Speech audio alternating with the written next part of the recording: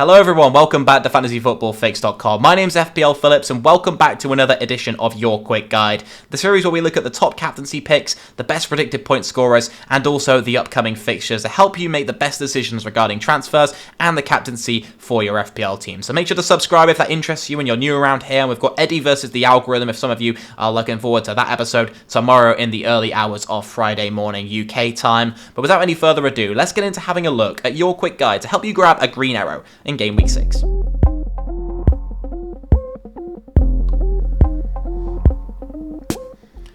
And in Game Week 5, it really was a case of picking between these two, and Erling Haaland ended up being the better option, of course, starting and scoring a first-half hat-trick against Nottingham Forest in Game Week 5 before an early substitution, which once again puts his expected minutes for Game Week 6 up in jeopardy, really. And we have to decide once again between going for Mohamed Salah or going for Erling Haaland, who could, of course, very well be rested in City's game against Aston Villa ahead of the upcoming starting Champions League games midweek for Manchester City the following week. So on Tuesday, they play Sevilla after their game at the weekend, which will be against Aston Villa. So we'll look at the data here, but it is worth noting that Salah's going to be more likely to start than Erling Haaland. It's just a case of assessing things around the press conferences and seeing whether Erling Haaland is a viable candidate to start this game week. Of course, being subbed early in the game against Nottingham Forest would suggest he's got a pretty decent chance of starting, but we'll have to see what Pep says, but he never gives too much away in his press conferences, so we're probably more reliable looking at the data so far. In terms of the predicted points from the Fantasy Football Fix algorithm, Erling Haaland comes out on top this week with 6.6 predicted points compared to Mohamed Salah's 6.2. And he's, of course, owned by over 70% of the game now, Erling Haaland at 72.2%, and his effective ownership was very high as well in Game Week 5. You can see all the effective ownership statistics and the captain data reveal over on the website, which is released near the deadline at every point, so make sure to head over there later near the deadline so you can check that out via the link in the description, of course.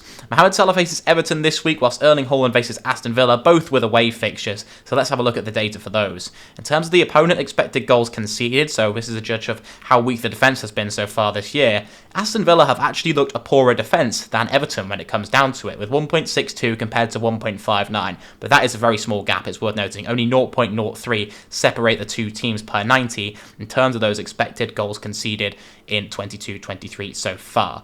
And then expected FPL points for the individuals, we can see Erling Haaland way out in front with 10.24 expected FPL points per 90, which is a mind-blowing figure to have double digits in that range. And then Salah 6.8, not even too bad of a score, it's just nothing when you put it up next to Erling Haaland, who has looked absolutely lethal with a large number of goals and only a small number of games so far. And Manchester City also look like the better team in terms of goal scoring, 2.49 expected goals per 90 for Man City compared to Liverpool's 2.15. So who is the best player to put the armband on? Well, the data would suggest to go with Erling Haaland, of course, but paying attention to the expected minutes and also the effective ownership, of course, is important when we're considering who's the captain. I personally am going to be waiting a little bit nearer the deadline in the hope we get some earlier news, but right now I'm leaning towards once again captaining Erling Haaland. I know last year it was really set and forget Salah captaincy for a lot of us for large periods of the season. Perhaps it could be the same with Erling Haaland and just taking the hope that he does start in this game week, or maybe even doesn't feature at all, and then we can have Mohamed Salah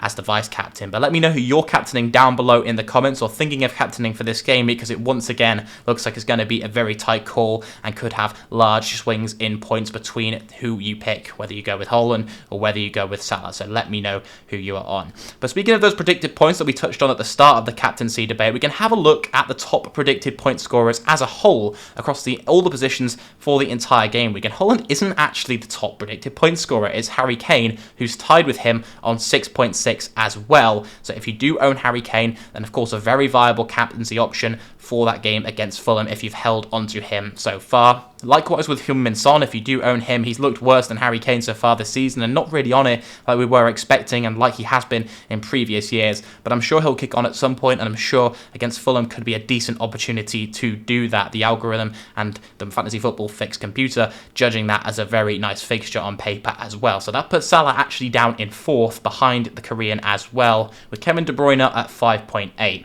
It's interesting that Henderson against Bournemouth is highest. It actually makes it into the top 10 predicted point scorers. We don't often see goalkeepers getting in here, but 5.3 predicted points against Bournemouth just indicates how strong a fixture that is for Nottingham Forest from a defensive point of view especially. And I know a lot of people will be sat with the likes of Nico Williams on their bench, for him in particular, who looks very good going forward as well on set pieces and could be a prime candidate to start this game week. So make sure that you have your bench rearranged, and Nico Williams certainly is very much in the talking to be in the first 11 for my team this week. Kulusevski's also up there as well to third Spurs player in this list with 5.3 predicted points, with Trent Alexander-Arnold, Ivan Toney, and then another goalkeeper in Jose Sarr of Wolves making up the top 10. So let me know how many of these players you own down below in the comments. Always very interested to see how many of these players actually are able to squeeze into your team for this game week.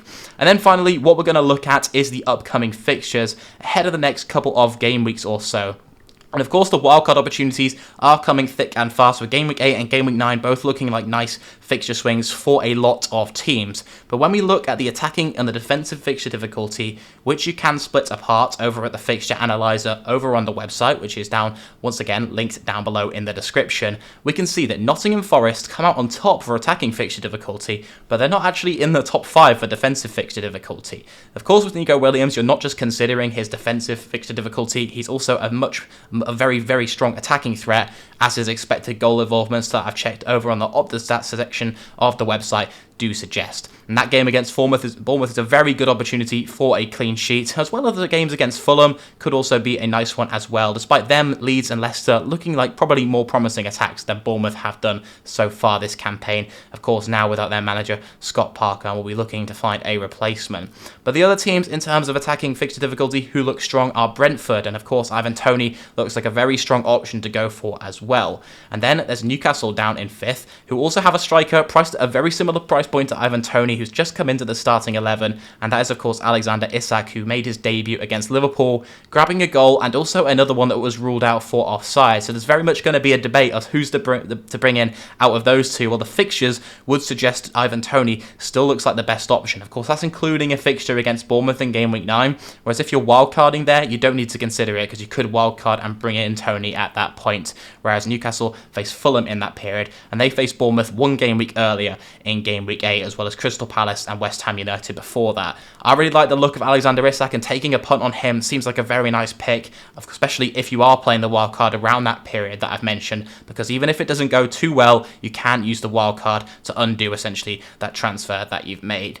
Leeds and Aston Villa are the other two teams making up the top 5, and Leeds look pretty good in terms of an attacking perspective. They've got Bamford back for now, so whether he'll be able to stay fit, we'll have to wait and see. But Sinisterna, Aronson and Harrison still look like good options. Of course, it's unfortunate that Rodrigo's injury means that we won't be able to stick and hold with him. But if we move off and away from him, there are options from Leeds that are available, and it's good to see that their fixtures look great from an attacking perspective.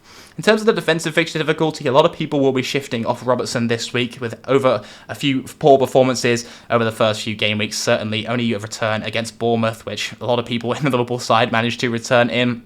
But their fixtures are actually first for the defensive fixture difficulty over the next 4 games, which is interesting to see. Newcastle up there as well for any Trippier owners or people who've managed to hold him, or maybe if you're considering bringing in a defender. They've now got past those games against Manchester City and Liverpool, and Trippier could be a very nice option to go for there. Not much more as well as the other 3 teams are concerned. Southampton, Bournemouth and West Ham, not looking like many promising options from those sides, but the ones we've discussed are full and plentiful. There's a lot of decent options to go for from those teams in the best upcoming fixtures that you can check over on the Fixture Analyzer, which are always updating based on the latest data, so make sure to go over and check for yourself. Once again, link down below in the description. But that's going to wrap up the quick guide for Game Week 6. Let me know if you enjoyed it down below in the comments, and of course leave a thumbs up to show your support for the channel. Thank you very much for tuning in, and I wish you the best of luck for Game Week 6, but I'll see you tomorrow, once mentioned, for the Eddie versus the Algorithm episodes. I'll see you very soon.